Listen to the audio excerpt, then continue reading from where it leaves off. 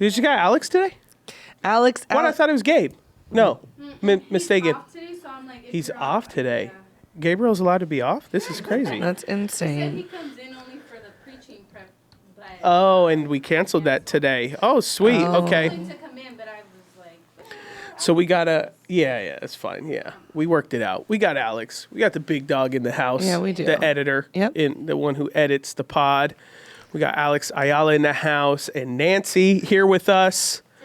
We had a small schedule miscalculation. We did. So we thought we were ahead of episodes, but we weren't. And so I just flew in from Oklahoma to do an episode because we were like, hey, Nancy texted like, oh no, we missed. We don't have one for this week. We have because we filmed an episode and the team was like, oh, this is Thanksgiving episode. And we were like, oh, perfect. And then it wasn't. It was supposed to be for this week. And so, But we talked about Thanksgiving so much, so we have to. yeah. It's like there was no way to mess around with it. Alex and then had done a lot of editing. yeah, so then and then these air every Thursday. So it was just like, wow, we have basically only 2 days to get an episode. And thankfully, in 2 years, we've never missed an episode. So we have to, we were like, we got to get in there. So I just landed like 20 minutes ago and just rolled in. So that's why I had to like go wash my beard. I feel like it had bedhead from the airplane and all that. So, it looks a little better right now, but I even feel like a little groggy. I got my glasses on and it was an early flight from Oklahoma. So good to be back in California, that's for sure. Yeah, we're glad you were back too. Yeah. So my family's glad you're back too. When Adam's gone, there's something where everyone's like, oh, you hold down the fort, you think you got it. I will tell you this though, I get the worst sleep ever when he's not there. Everyone's like, you probably sleep so good. The kids, no, I'm stressed. Yeah. I'm stressed. I feel like anytime he's not there is like the opportunity someone's going to get me. Or something. I don't know. I just don't. I'm ridiculous. Like, I am. I'm on high alert all the time. I have the dogs. Thomas at one point though, so the boys will sleep. His feet, so he was laying this way and his feet were this way. So he was laying the opposite direction of the bed. And yeah, I just don't sleep good when you're not at the house, which, I mean... Fair enough. I mean, I don't sleep very well when I'm traveling, so I guess sure it's do. pretty even. No, I don't. It doesn't. But one of the tips that I do to help my wife, and I usually tell it to people, and they're like, "Oh, that's actually a good point." It's like, so because she's like, "Oh, I get kind of I'm a woman. I get kind of scared when my husband's not home, and that's why we got our trained Doberman was part of that reason and stuff like that." So, one of the things I do when I travel, like if someone ever sees me post on social media about being somewhere or whatever, I don't post it till I get home, or at least I'm on the way home. And so, I do that so that no one thinks that I'm not home and can add to my wife's like, okay, well they know he's in, so people know he's in Florida, so they know, they would know I'm home alone or whatever. And so, unfortunately where we're at in life, we have to worry about, safety, concerns, and that comes with everything. So that's just one of the things I do to just help with her in terms of the piece is that, I won't, and even if someone like we take a picture or something like that, like they may post it, but, I won't share it until I come back home, and then I'll be like, oh, I had so much fun or whatever, or repost something, but it won't be until I get home, so that nobody knows that I'm not home. But it also sucks too, because I also want to always share with people like kind of all the things that, God is like putting me in. So it's kind of a catch-22. It's like, I do want to share. And I did that not last night. I did that this morning, because normally I would have probably just kept it private where I was at, not out of secrecy, but just it's out of that routine. I want to keep my wife safe, boys safe, that nobody knows I'm not home or all that stuff like that. And so, but last night I was like, oh man, this is a big moment. I'm going to take a bunch of stuff and then I'm going to share it on the way home, which is what I did, at least on my story. I didn't do like a post about it. So, YouVersion, the Bible app, had reached 1 billion downloads. 1 billion people crazy. has downloaded the Bible app. That's awesome. So the team had a big big celebration and night. And so I was like, oh, I'm going to share it with our community where I'm at and stuff but I still waited until I was on the airplane, That's great. or at least in the layover so that I could share it. So it's just stuff like that I've had to try to do, knowing that my wife has an unusual source of paranoia in her life. Yeah. So unusual, very, very unusual, very. And it goes way back even to before children. So Yeah, she's always been paranoid. Yeah. Yeah. So, side subject. I recently just spoke at a church, but I was thinking about it today, or yesterday or today when you weren't here, and I was like, you know what? Because you didn't come with me on the speaking. So I spoke at Pastor Julian's church in Oasis, and I was thinking about like how spouses support each other, and how I rarely miss any of your messages or anything like that on a weekend and everything. And at first, when you said that you were speaking the same weekend I was speaking, you were like, I'm not going to be there.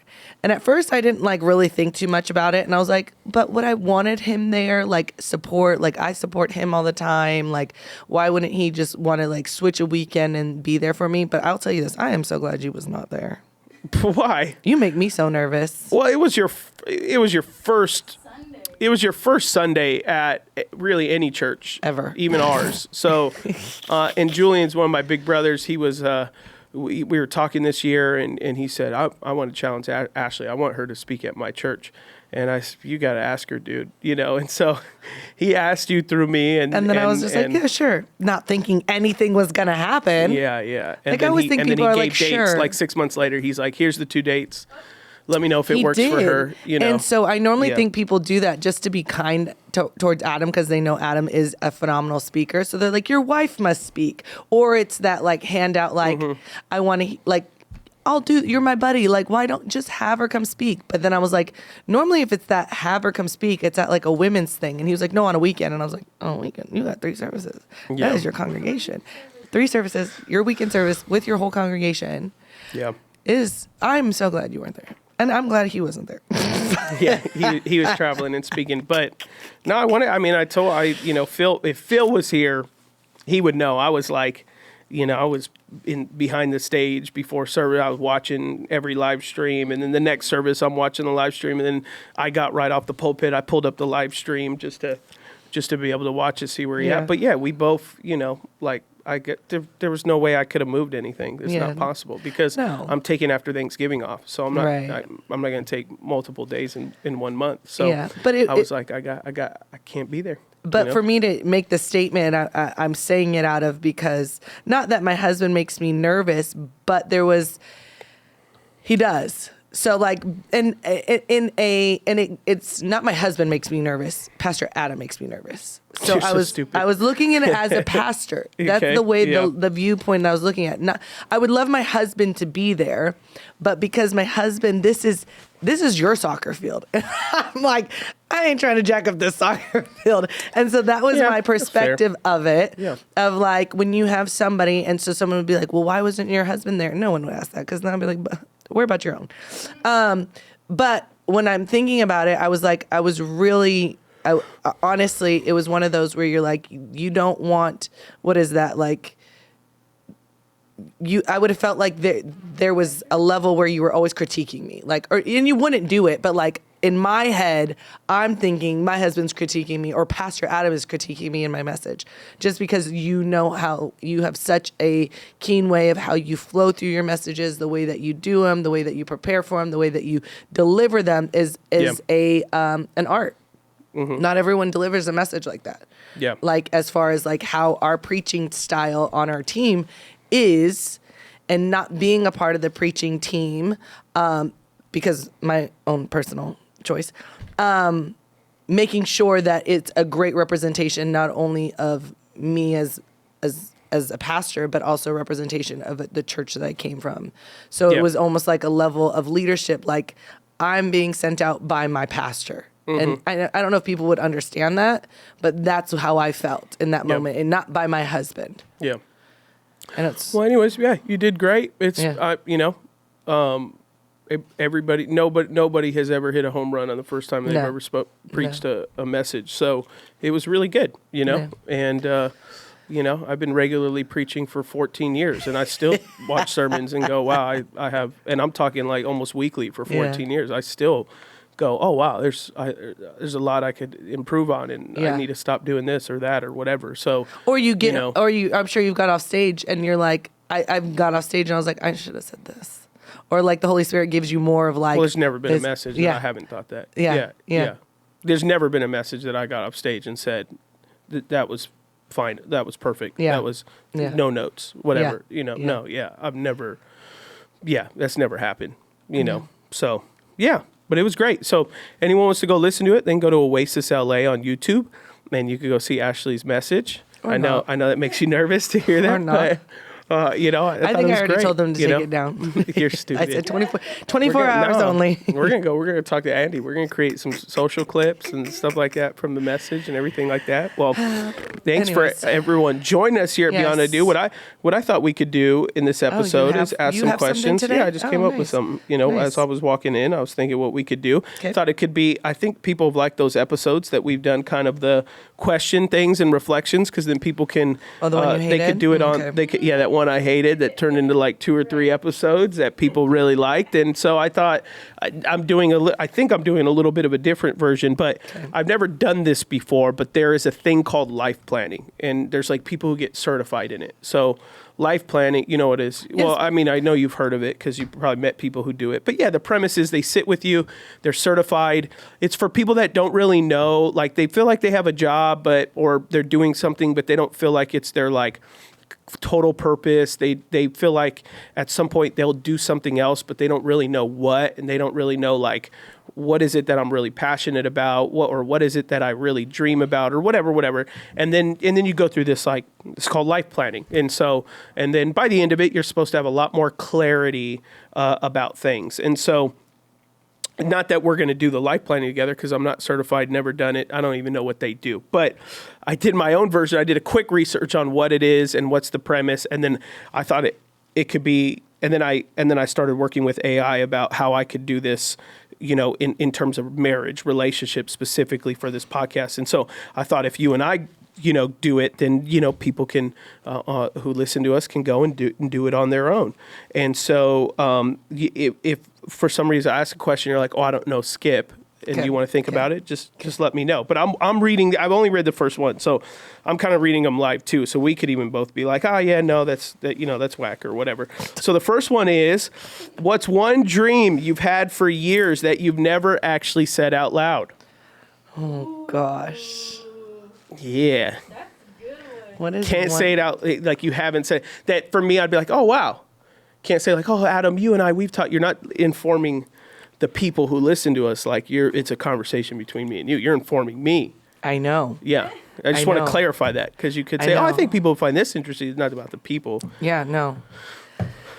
What is one dream you've had for years you've never actually said out loud? That's hard for me.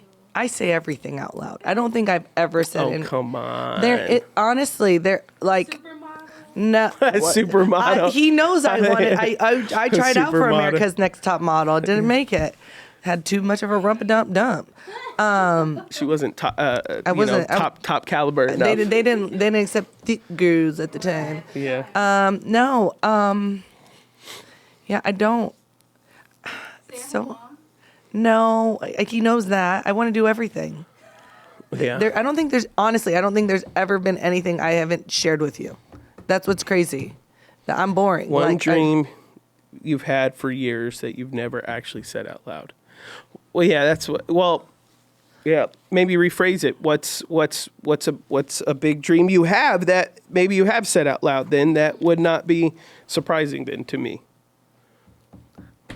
None of them. They're all. Nothing's not surprising. Like, no, that's what I'm saying. That wouldn't be surprising to me. That's what I'm saying. Oh, yeah. Well, what's one dream that wouldn't be surprising to me? And but then can't just finish because I feel like there's just no time in my life right now.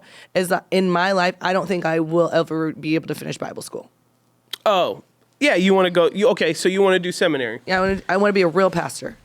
Yeah, really, you are. But there's different kinds of pastors. There's different kinds of pastors. I want a preacher to be able to preach. Teach. Yes, teach. Yeah. Teach and preach. You want to yes. teach. I want to teach. Yes. Seminary's not going to teach preaching. These guys go through seminary and they're worse coming out preaching wise. Okay, So looks most like of them. there goes my dreams. But you want teaching. You want to know the Bible, because there's only one way to become a better preacher. You got to preach. Is you can't Yeah. learn it in a classroom. Yeah. They will Yeah. teach you the fundamentals of what's called homiletics, but they won't. Yeah. And you would. It's like when you were in college and you did speech class. Like Yeah. that's all they're doing in preaching. It's Yeah. not. Like this. Yeah. I mean, there's some schools for preaching that would make you better, and that's the emphasis. But not every seminary is doing that. Yeah. So you want to teach. You want to know the Bible. Yes. You want to study the Bible. Okay, that's fair. Yeah.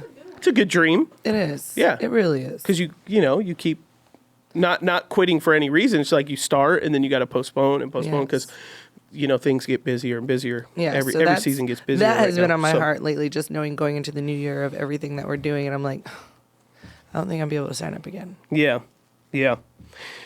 Let's see. What's one dream I've had that I would never actually said out loud? Comedian. He's one of the- He is not that funny, Nancy. I do get that a lot though. I get there's some people I know that are like industry. One person in particular is Corey, who's like Corey's on our team, but Corey's very well known in Hollywood. He has 2 movies that have literally come out in theaters. He's written shows for Netflix and Amazon, so Corey is very well known in his own right. And he at least once a month texts me and says, "I promise you, if you made a routine for comedy, you would crush it. You need to promise me you will do it one day." I've never thought that, but I have when I've watched, because I listen to a lot of comedic podcasts like Fly on the Wall and stuff like that they're comedians. And most comedians' personalities, their whole premise is they look at life differently. Mm-hmm. That's what makes them good. Yeah. It's not because they're silly or whatever. Like, they're good because they look at things and then they can expound about how odd it is. And they're actually in person, they're very strange. Like, they're not magnetic. They're actually very much more quiet, isolated. And so when I see a comedian's personality, I feel that I relate to it. Mm-hmm. I go like, oh, wow, I really feel like my personality's like theirs, which is what has then led me to go like, oh, I would maybe I could be a comedian. Because I think growing up, you think comedians are Jim Carrey-esque. Mm-hmm. They're the silly guys. They're the expressive guys. But then you look at like true comedy, like people on stage by themselves, giving a routine. I'm like, oh, I think I could do that, But I want to say it's my dream. It's just something that's affirmed. People have affirmed it before by the type of humor that I use. So, I don't know that I ever want to. I feel that that's too naked for me. Yeah. Like singing would be too. Even if I was a good singer, I wouldn't sing. It just feels so naked to me. Whatever reason. Like preaching is very like public. It doesn't matter the amount of people, right? Like I was at this thing yesterday, 15,000 people. There were a bunch of pastors that were featured talking, and a lot of them would be like shaking their hands, like nervousness. And these are like phenomenal communicators, and they're OG pastors and all that. You could tell they're nervous from the moment. And I sat there and I was like, I don't think I'd be nervous at all, because I just feel like that's. But then like, if someone told me to give like a song or let's just say even I was good at it, like. Comedy routine song, I'd be like, oh, it just feels too naked. I'd be too nervous. Mm-hmm. I'm like, I can't do that. Yeah. But it's like, hey, but come and share a 10-minute encouraging word about how much you love the Bible. It'd be like, bro, put me in front of a million people. I'm not gonna be nervous at all. Yeah. I remember Jermaine asked me, he was like, you ever get nervous? I was like, no, this is what I do, Jermaine. This is what I do. No, I don't get nervous. And then I was like, I'm just kidding. Yes, I do. Well, I'll say I get nervous. I just don't show it. Yeah, whatever. Yeah. The one dream I have told you, which we always say is really funny, is I always said I wanted to be an extra in a movie. And then, you remember? I said I want to be an extra in a movie. And then what was your response? I said, you're too pretty. You can't, you'll stand out too much. You gotta be a main character. Yeah, you can't. Yeah, I said you're too pretty. They would have to. Yeah, they'd have to like somehow. I would love to be on a movie set. Oh my gosh, that would be. Oh, I got more jokes, but I'll keep them Shut offline up. right now. I don't want people to cancel me. But there's some characters you could play, but I don't think I don't think it's appropriate Fiona. to talk about. No. Yeah, that's a good dream. That's a good Yeah. dream, but I know Yes. it. You yeah, knew but that. that You is a knew good dream. that, You 'cause you wanted to be a movie extra. I do. Yeah, that's fair. Yeah. I think it's a good dream. Actress? I think that the way that I've like seen myself on film or even on our podcast, my eyes are too big and my face talks too much. So like it would be great, but then I would really need acting lessons. Like I would have to, like I want to wake up tomorrow and be an actress. Like I'm not doing all that practice. Yeah, she didn't. Yeah, yeah. It's a lot. Yeah. And I'm not very good at improv. Like I can cry if you tell me to cry right now, I can cry. But like if you want me to be mad, I can be mad. But there's serious moments where I'm like, I don't feel like, when you see actors, but they practice. You're just like, you're such a good actor. You just do that well. So yeah. Yeah. Yeah. That's good. Yeah. Yeah, I don't feel like I mean, I know Ashlee. Well, No. honestly, no. Here's kind of a real dream. Like, and I think I'll do it someday. I would love to own like a coffee shop or a restaurant. I would like to own something like that. Yeah, definitely a restaurant. But I would love to own a restaurant. But those are hard. Those are hard to succeed. And I had a true story. I had this idea. There's right by us this place called Haven City Market, and for those that don't live in our area, it's basically like those. It's like those big buildings. They're like, and they have like small, it's like normally Asian, restaurants, but it's one big building, almost like an airplane hangar. And then they have, 25 small stall restaurants, so the boba and all that, if people don't know what that is. And so when it was actually opening, I did consider opening a restaurant because it's small, it's a small little, whatever it is, it's 1,000 square feet or whatever. And so I had this idea because I am a big fan of lamb that's done well, and actually lamb is the only meat that's not possible to be genetically modified. So all lamb is organic because lambs, if you feed it any antibiotics or anything like that, it dies. It's not susceptible. So like, beef and chicken and pork and all that, like free range, organic, all that's all important because you don't want them injecting them with growth hormones or whatever. But if you do that to lamb, they actually can't survive it. And so pretty much all lamb is healthy, but it's also gamey if you don't like take care of it well, and it's not high quality and all this. So I wanted to open a restaurant that was all lamb-based products. And so like, skewers, shawarma, all that, like it'd be like Mediterranean, but like just all types of creative version of lamb. So like lamb kebabs, lamb chops, all that kind of stuff like that. And so the restaurant was going to be called Babaz. So, there you go. See, Nancy said it right. Be called Babaz. Babaz. There you go. See, it was like, hey, where you go? We're going to go to Babaz. Like, it would stick out. There would be a big old logo of a sheep, a fluffy sheep. And so... We'll talk offline, but is that biblical of why lambs aren't allowed to...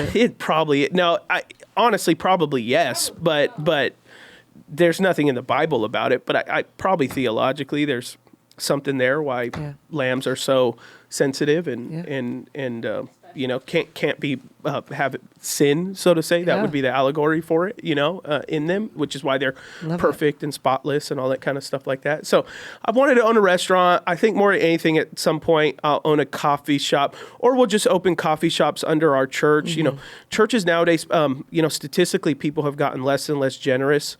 So unfortunately, churches, in order to minister to people, we've had to get creative by, offering coffee or having schools attached to us and all that to be able to pay bills. There's a statistic depression on people are consumers when it comes to faith and religion, but they are not contributors so it's like an epidemic. Mm-hmm. And so I would love to start a coffee shop, but I think more than anything, I just put all my energy back into the church. So I gave up owning my own things a long time ago when I had my marketing company. So it's more of a dream than I think it would be a reality, Would you be like a chef, like making the menu? Well, I would oh yeah, for sure. Yeah. And Nancy asked if I would be like the chef making it. Yeah, for sure. I feel like I'm a decent cook, and then I got friends that are like have culinary backgrounds, so I would pull in on them and stuff like that if I ever did something.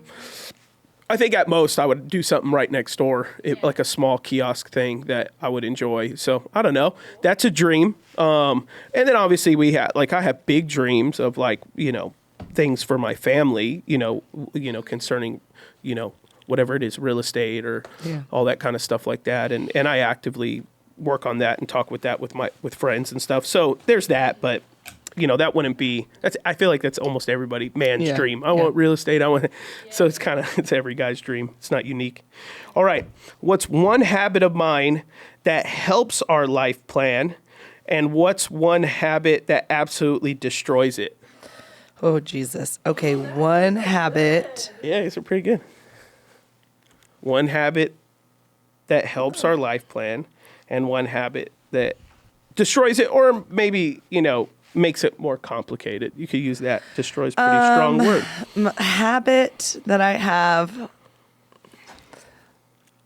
Would it be like my habit is always making sure that the boys are taken care of, or that's just being a mother?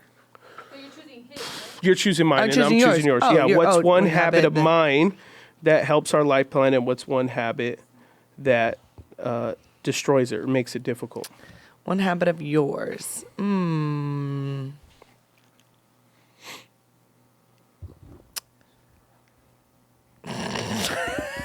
What?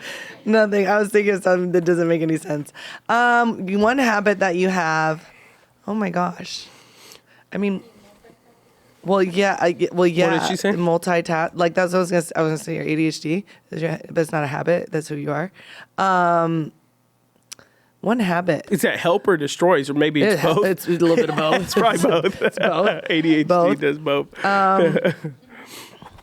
I'll go with yours while you think about it. Okay, yeah. Okay. One habit of yours that helps our life plan is your, let's see, I would say your drive helps us. Mm-hmm. You're very driven. Since I'm very driven, that does help us because you don't pull back, our goals. You support it and you push everything forward. What destroys it is your inability of being able to handle your finances. Yep. So Yep. I am in a constant state of feeling the entire burden of our financial household at all times. Yep. And Ashlee lives in this euphoric land of having it and not having it and having it and not having it, which has nothing to do with me. And for a decade, we've talked about consolidating all, and she just, one day I'm just going to have to go in and change all her routing information and have her everything go to me, and then I could just start managing it basically at that point. And coming from a guy with ADHD, it's like, well, we're not the guys you want managing money. So the fact that I have a wife that doesn't have ADHD and still can't manage, it's like we shouldn't manage bills, payments, finances, and I do all of that for our house. And you should never put that on. Like there are legitimately days that like water gets cut off. Yeah. And Ashlee's like texting me, the water's cut off. I'm like, I thought I put it on reoccurring. Let me go figure out. And then all of a sudden it was like a new debit card I got or something. And I'm just like, yeah, well, that's my bad. And then thankfully she don't get mad because she knows the only option is I go, well, why don't you handle it? She's like, no, I'm not going to do that. I was like, I just want to flush the toilet for a minute. Yeah. She's like, just let me know when they can come out and do it. We'll go to the church to go to the bathroom. That's the ADHD in me. Yeah, I hate it. I don't hate that about you. I'm like, I hate my ADHD in that way that... yeah, I mean, you can hate that about me. Well, we talk about it all the time. Change. Yeah. That's what's hard is because you have a lot of great habits that like help the family. Like, I wouldn't say your drive is phenomenal, but it's more of, I don't even know the word of like, just... It's not above and beyond. It's like you're always, I don't even know the word. It's like you always think 10 steps ahead. Like you're like Nancy said, like the multitasking, your habit of habit of knowledge. Is that something? Habit of not like you're always wanting to know. I guess a habit of learning. That might be learning would be a habit. But the habit of learning to always have your family at the forefront, like learning like, hey, this will make our lives easier if we do this. Hey, this will be better if we do this. Hey, and you always are educating me in that way and bringing me along and not just saying this is what we're doing. Yeah. So the habit of learning tremendously helps our family because we all can fall underneath that, a leader who learns. Mm-hmm. I think a leader who's stagnant or a husband who's stagnant is like, dang, bro, you ain't gonna come up with something new? We're just going to go through the same routine. Like, I don't feel like in our home which is beautiful because we don't, if someone would be like, oh yeah, we have a routine. We do not have a routine. Right. at all in our family, but it doesn't feel like that. It doesn't feel like chaos. Although everything is moving at the speed of light, we're moving. Everybody is, between you, me, Matthias, and Thomas. But you keep that speed of light ahead, and you just keep reiterating and encouraging and realigning, like, this is what we're doing, this is what we got, just because you know the path, obviously, and you listen and tune into the Holy Spirit of how you want to lead your family, but we're not left behind. So the habit of learning and growing. Well, I think to your point, like, what I try to do is I try to create enough space for, you or the boys to, have say. My life in my work is so scheduled and so routine, and it's every day is different, but it's scheduled. It's routine. My minute by minute, hour by hour, and so, like even, we're building these new offices, and your office is bigger than mine. And every time I give a tour, people point that out. They say, why is Ashlee's office bigger? Like, you're the boss. And I go, because I just work. Ashlee doesn't, like, she works, but like she invites people. She's social. Like, part of her role is socializing and, kind of work, mentoring with people and working with people in terms of like multi-department and kind of being your background. You have a master's in coaching. So like your role is coaching. I'm like, mine is to get things done. Right. So I work. I want to be in my desk. I'm going to have a one-on-one and it's official, and then if anything is mentorship related or coaching related, then it's scheduled, it's routine. And so I say all that to say that, like, my life is my work is so routine that I don't want to bring that at home, because then I just become militant in everything. And so what I try to do is create enough open space that you or the boys can suggest, because I can easily go, man, I'll plan Monday through Friday. Right. So then that way I know exactly how my day goes before I go to bed and all that stuff like that. And that is the version of my, ADHD that I've chosen to lean on, which is I thrive best when I force myself into the routine. And a lot of people will often ask me, they'll say, hey, I found out I have ADHD. What's the best advice you give? I say, best advice I give you is live by a routine, or else your ADHD will win every day, and you'll accomplish nothing. Right. And so, I try to, in the home, create space to be like, hey, what do you want to do tomorrow, babe, or this week or whatever? What do you think the boys want to do? And then the moment you say, I don't know, whatever, up to you at, I mean, then I have something. Something's there. Always. Okay, then this is what we're doing then. Yep. But if you're like, I just want to hang on the couch. I want to watch a movie with you and the boys. Cool. That's what I will do.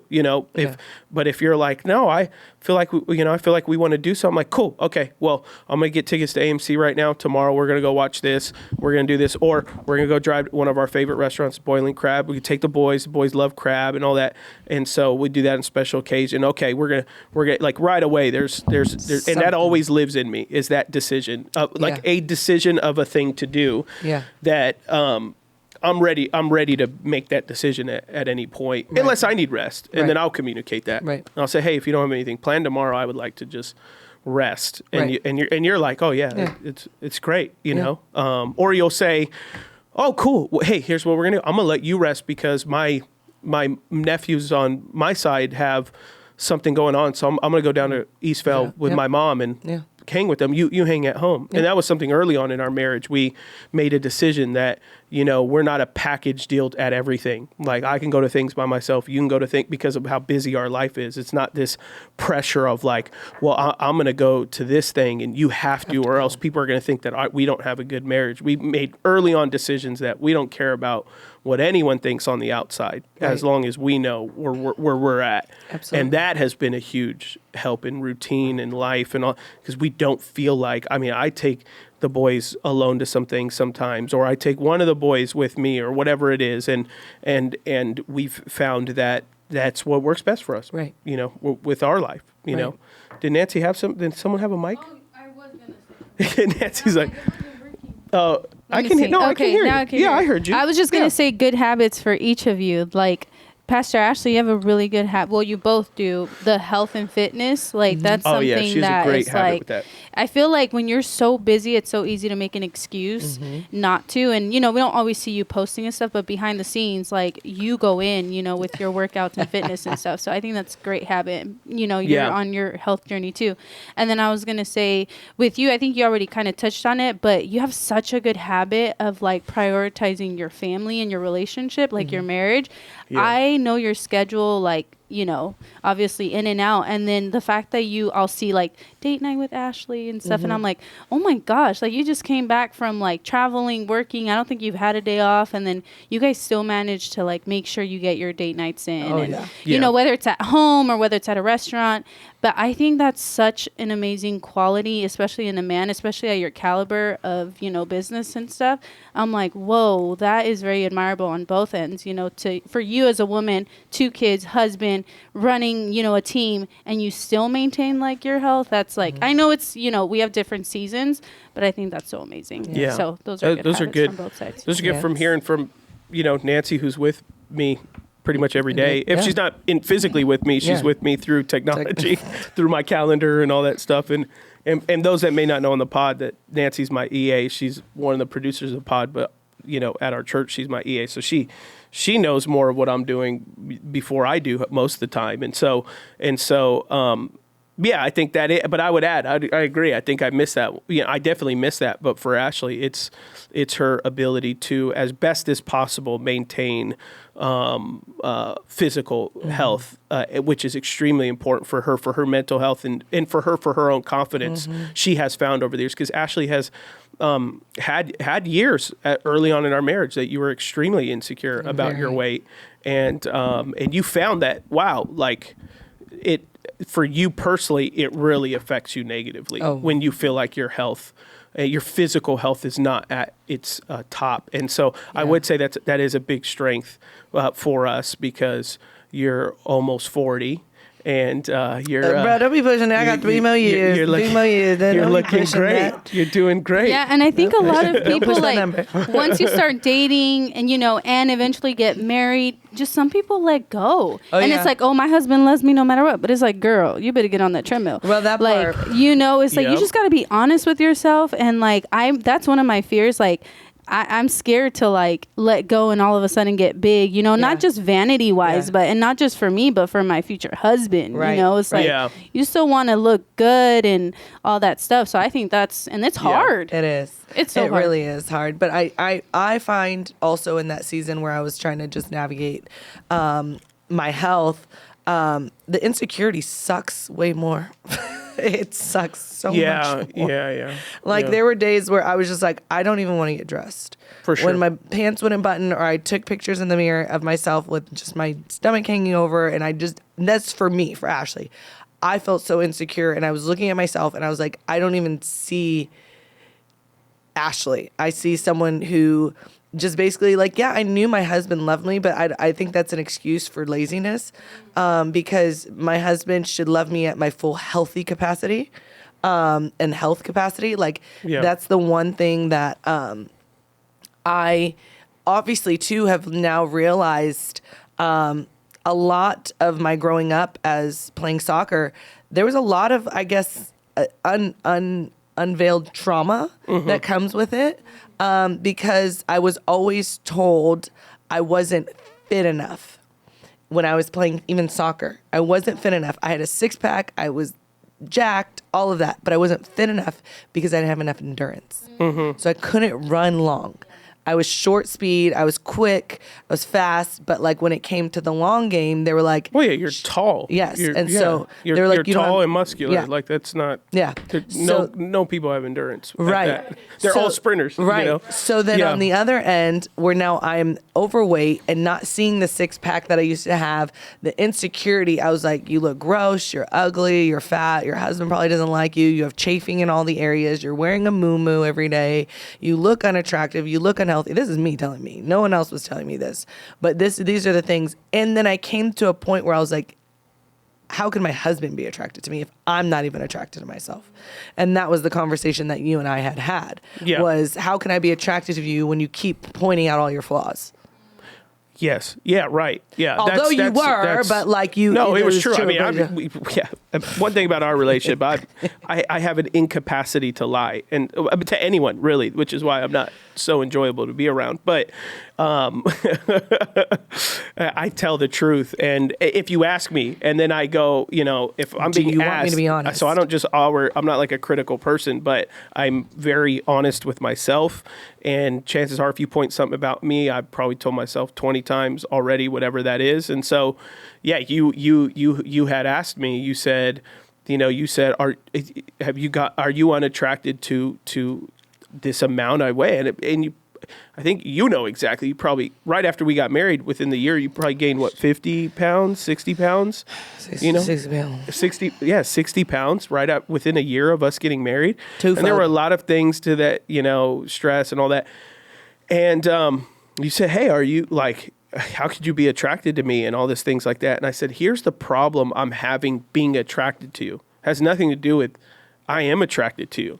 I said, everything that I'm struggling with in terms of my attraction to you is the fact that you're wearing a blanket every time you leave the house. These big old shawls, and it's completely unattractive. The outfit itself is unattractive to me, like these big old blankets. And I said that you think is covering something, but it literally makes you look double the size because you're wearing a blanket over you. And so I said it's covering areas that you think is covering, but on the outside, it's perceptively, I know you're covering up. It looks bigger than you actually are. And then I said, it's all you talk about negatively.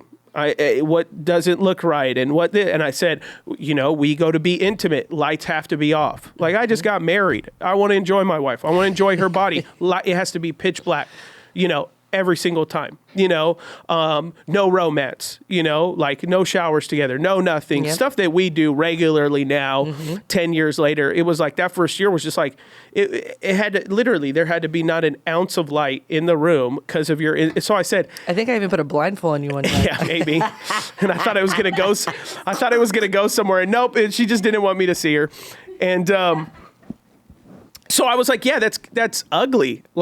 You can't. I go, you could be this size that you were fully confident, and I would be fully attracted to you in I said, but you have zero confidence. Yeah. You have, just nothing. And I said, so therefore, of course I'm going to lose this attractive in terms of joy towards you because a compliment's not going to go anywhere. Mm-hmm. A desire for you physically is not going to go anywhere. Saying you're beautiful, you're like, shut up, you have to say that. So it's like nothing was landing. And so then in terms of me trying to affirm, well, you're beautiful. No, I'm not. Be quiet. And it's like, well, then why? I'm not going to try. I'm not to do this. Yeah. You not. So my whole thing was find confidence and then we'll be good. Yeah. And you were you found okay, for you, everyone's different. For you were confidence you found confidence was in being physically active and being at a place that you feel that you are happy with where your size is at. And even now, you still have weight loss goals. You still say you want to lose 20 pounds, et cetera, et cetera.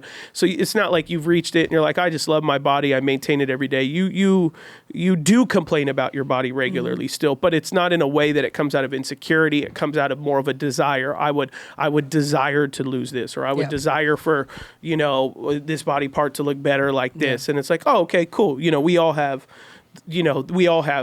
desires for, how we want to look or whatever, right. If we can control it in the sense of working out or whatever. So yeah, it's a great tool and habit now that Ashlee has that. Cause even when her and I go on trips together, she brings her workout shoes and her workout outfit. And, sometimes I'll go, other times I won't. I'll relax because of how much I work or whatever. And sometimes we do it together. Sometimes she does it by herself, working out. And, it definitely is a great habit of hers. Yeah. All right, let's do a couple more.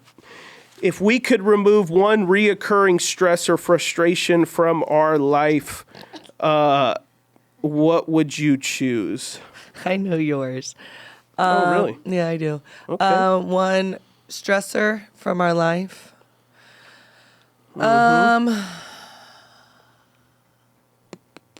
Say it again. I'm sorry. If we could remove one reoccurring stressor from frustration from our Bills. life, what would you choose? Well, Well, I guess it says an example is finances. I Yeah. mean, No, I would guess. say no. I mean, I think I don't have them, so I can't answer that. you can don't- answer Bill's. Well, yeah, I have financial stresses, but we walk into it. So Yeah. That's by choice. Yeah. That's not something. I think a stressor, and hear me out, would be time. I just don't feel like there's enough time. Okay. If I could eliminate time, which you can't, but if I could eliminate time, just making sure, like, because coaching my sons has been so important to me, and knowing how we're expanding even here at the church, time, making sure that the boys they have time with us. I don't ever want to lose time with them. If that could be a stressor, it was like, there's enough. Give me 28 hours in a day to where work can go on and then soccer can go later and we can be at everything. Yeah, that's fair. Yeah. Just because I want That's good. to be there with the boys. Yeah. We've been talking about club for Matthias. I mean, it's technically schedule stuff. Schedule, yeah, You know, yeah. It's not necessarily time, but schedule. schedule is Yeah. there. Yeah. Yeah. Okay. Yeah. Let's do, and then I'll answer both of them. What area of our life plan do you wish we took more seriously, and what do you think we overcomplicate? No, it would be a me thing. Say it again. What area of our life plan do you wish we took more seriously, and what area do you think we overcomplicate? I don't know. I don't think any of them. I don't think it's overcomplicated. I I think think we just live in a high capacity marriage and life, and that runs well. I don't want to be lazy. I don't want to be bored. I don't want to be at the house just on my couch. Like, I like being active. I like being out. Yeah. There's days where I'm like, yeah, give me a day. But then when I'm sitting there, I'm like, okay, what can we do? Right. Let's do something. Yeah. Yeah, it's true. Yeah. I think one area that I wish I took more seriously was genuine friendships. I don't think I like, and it's okay. It's okay for it, but like, a lot of my friendships are tied to work, and I don't always like that, because it's kind of everyone's boss, and that's happened. It's become difficult in that way, and I enjoy it. I love all my friends, but most I have some type of like spiritual leadership over, and so I do, but I do have other friends that aren't connected to staff, and so I have started in my head. I would ask you this: did you ever have friends that were not part of the church? Well, even if you're part of the church, it's fine. It's just genuinely like, we work together, like attending the church is fine because there's no. But that's what I'm saying. like, Did you ever have any genuine friends outside of church? No, I'm saying growing up. Did you ever have friends that weren't your friends because they were at the church? Yeah, my best friend growing up, guy named Brandon. Yeah. No, I know, but that's what I'm saying. That's what I'm saying. It's crazy. Yeah. Yeah, but I wasn't allowed to have friends. Yeah. My dad didn't let us have friends. So I went to one friend's house my entire life. I was only allowed one friend's house my entire life. So they're very protective. So it was, even the kids in the church, I wouldn't even be allowed to go over at all, except for the children's pastor's kids. And I still wasn't, we didn't even go to the same school, nothing. Yeah. So it was difficult. So I think lately more than ever, I do enjoy with, because I enjoy talking with people, having friendships that aren't like, they're not in ministry, because then I learn stuff from them, and also they could tell me the truth without any fear of like, how would Adam, my spiritual oversight or boss, feel about this. And so I've want to take, and I am like, I have friends that aren't connected to our church in any way. And we went to dinner with one of them and, another one having dinner at their house in a couple weeks. And so I have them. And for me, the reason why that's happened is because I'm like, I with how busy we are, I enjoy, them just asking to check in with what I do. And then we move on from that. Yeah. And then we're not talking about ministry or something. It's like we've moved on, which is nice, And so I actually am actively taking that more seriously for myself. And at the same time, I do think I overcomplicate it at the same time too. So I do both. Relationships I got to take more seriously, but also I overcomplicate them at the same time. So I would say that's my answer. That's a good one. All right. Let me see if there's anything. I'll give them to. So if anyone's going to do these on their own, here's some other ones that we're not going to do right here, which is which version of future us are you most excited about? And so that's like a future life. Like, so someone may say like, oh, I'm really excited for the empty nest season, not because you want to get rid of your kids, but maybe you have some type of goal attached to that or something like that. Or I'm excited to get a vacation home one day because I think things will slow down or whatever. I know that's a dream of Ashlee's, but we would just have this empty thing that we would never go to. What is one small 2-minute habit we could both start this week that would make our life noticeably better? Okay. Don't let my brain go there. Yeah. It's quick. 2 minutes. Yeah. She's stupid. What's something we used to disagree on that we finally see eye to eye in our life planning? That's kind of a good one. I don't know that if we could schedule one repeating monthly ritual that would strengthen our marriage, what would you choose? I mean, we go on date nights, but that's what I would recommend for anyone. Like, you need to go on. The amount of couples we sit with, that one of our first questions is, when was the last time you guys went out with just you two?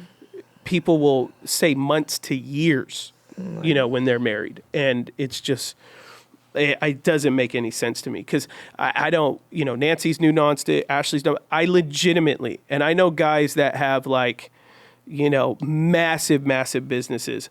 I do not know too many people that are more busy than I am.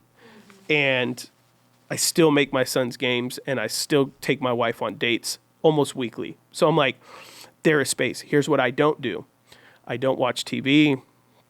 I don't fiddle around the house. I don't do any of that stuff. I sleep. I take one day off on Monday a week, and then every other day is activity. It's work in some type of way. And so I date my wife. There's no, I don't, anyone who ever says I'm busy. I mean, it's possible, but you got to really, you got to really, or I get it, or you're just at a state where you're like, we literally don't know anyone who can watch our kids, which that's fair. That's fair. Which I understand that, but at the same time, there is some possibilities in there for sure. You can put the kids to bed and have date night at home, order food, light a candle. Like you can create it. You can make the moment. It doesn't always have to be out at all. So it's possible, but I would say that's one schedule. But what is something we used to disagree on that we finally see eye to eye? Is there something you could think of? I know early on we disagreed on like in-laws, relationships between our families. Yeah. You were very like, I got to be at everything, supporting everything. I have an expectation to play my part as a daughter, and et cetera, et cetera. And I'm very like, might see my family, might not. Who cares? We all got lives. It was like that kind of thing. It's like happy birthday text messages. Like that's it. It's like that. So. Very, very just, I wouldn't say cold. Our family's warm, but it's like when we're present, and then when we're not, we all work and, have our stuff. Yours, the opposite, is very, like it's very involved. And at first, we disagreed on that pretty heavy on what that was. Holidays, like what that would look like and everything like that. And I think we see 100% eye to eye on that. Yeah. Now, which is like, I feel like almost I met in the middle and you met in the middle. I have garnered more of an appreciation for, family involvement. And I'm very close to my brother, and we hang out and all. It was different though than what your family was doing. Yeah, and me and my family, we would do everything together. Yeah, Everything. your vacations were planned together. Yep. Your Everything. mom was like, "This is what trip we're doing," and I'd be like, "With my hard-earned," I'm like, "Is she paying for my flight?" I'm like. Right. Are they paying for my hotel? No, that's just where we're all going. I was like, hold on. I work hard for my things. Wait, I don't know that I want to go to the Piggly Wiggly for my 2 vacations, 2 vacations a year. I don't know that that's, and at that time I was broke. So I'm like, every dollar mattered. I'm like, if I want to go somewhere, I'm going to go somewhere I want to go, So it was like, yeah. So like that was, and then where now I'm like, oh man, I love being around your family. I love being around your sister and your brother and nephews and my sister-in-law, like genuine, and because it's become family after 12 years, but still even like, but it is, I'll communicate, no, that doesn't work for me or whatever. And stuff like that. And so, I think that would probably be one of the biggest things that you and family, I for sure. didn't see eye to eye when we first got married. Yeah. And even you would, like you have to go to this game because if you don't, people are going to think that you and I are fighting. And I would be like, what? Like at that time I was a youth pastor and I'm like, I went to 3 high schools, delivered pizza to a campus, had a youth night. Like, what do you, planning a Christmas service, what are you talking about? I'm like, no, I'm not driving 45 minutes away to go to some, you would be like, no, that's disrespectful. You can't do that. And but really, I'm just like, you want to go? No, all right, we go. I'm out. Yeah. Or she'll say, you want to go? I'll be like, absolutely, yeah. I would love to. Yeah, let's go. Yeah, he's like, he'll be like, yeah. Or I'll be like, it's crunch time. And the one thing that now I know too also is, if we have to rush somewhere, that is off. Because I remember I'd be like, we'll go here. Like, and I'm like, you have to do it. And you're like, no, I'm not. Yeah. I'm not. Or what's big, what I'll say is like, she'll invite me and I'll say, let me check my calendar because essentially what I'm saying is I may be free at that time, but if I have to go to something where my mind has to be prepared, then I'll be there, but I won't be present. So it's like I may have that open 2 hours. Right. But if I'm going to, I may be speaking at something or a counseling, like a traumatic counseling or some type of heavy thing that needs my attention. It's like, hey, it says I'm free, but really I'm not even going to mentally be there. So it's probably best that I don't go because I don't want to be rude. And then you're like, oh yeah, for sure. I totally understand. Or they'll say, just come for an hour and then leave. Yeah. Okay, cool. I could do that. I just need space to get my mind right is all, and you're like, no problem. So and we've even done that like with certain circumstances, even when it comes to the boys too. Like you go to majority of the things, but like if there's something that's been on the calendar for a long time, I'm like, can you change it? And you're like, no. So then I'll try to change the things with the boys. Right. Yeah. Because at first I'm like, these are your kids, you need to do it. And you're like, bro, you've seen it on my calendar. It's been there for months. Like you can't all of a sudden then just put it in or say yes to something and you didn't even look at our calendar. Yeah. Or Ashlee would be like, we're a family. You have to go to like early on with Matthias. You have to go to his like end of the year party thing. And then I'd go and there'd be like no dads there, and I'm like, why is there no dads here? Like, oh, because they're all at work. I'm like, I am supposed to be at work. Why did I get guilted into this? Like this, what the heck? And so it's like, and then half the time I don't even want to play with you. So that's why I'm like, I'm just not even trying to be there. But now, like Matthias, specifically Matthias, not Thomas. Matthias has played the same teams in first season so long that me and all the dads, we know each other, so we enjoy going and we hang out and talk. But at the time, it was like no dads even. So I'm just gonna sit here with you. I'm gonna be on my phone answering emails. Like, what am I doing here? Because we're a family. And I'm like, this is ludicrous. Like I gotta go to work.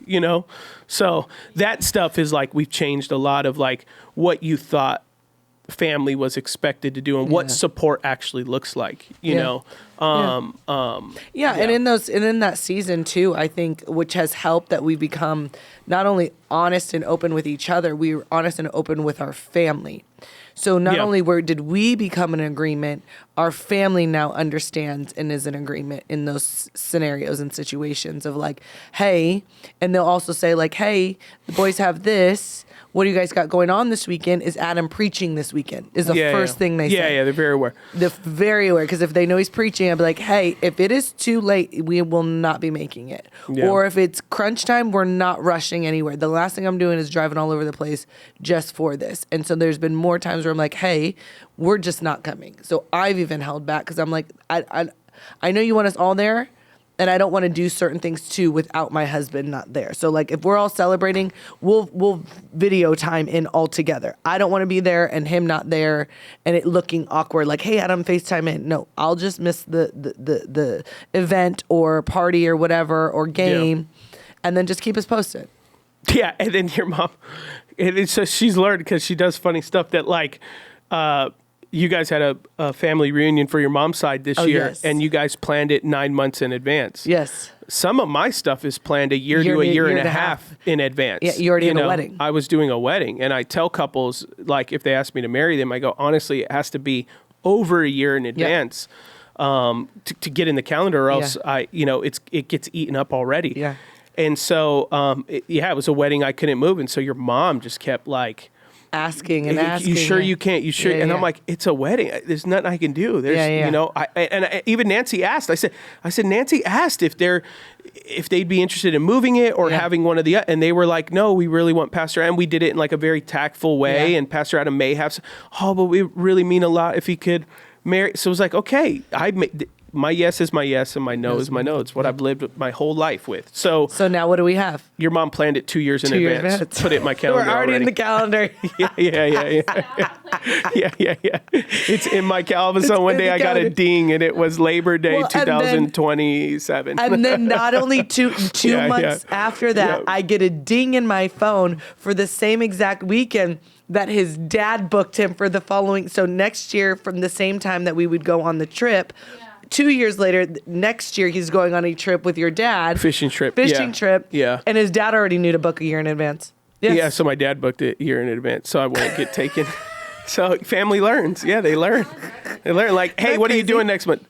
Everything. I'm doing everything. Nothing, do you no think days you could open. do something? Yeah. What about in 3 months? Everything. Nothing. You want to do coffee? 7 a.m. Are you going to be awake? Right. Yeah, for sure. It is that. Yeah.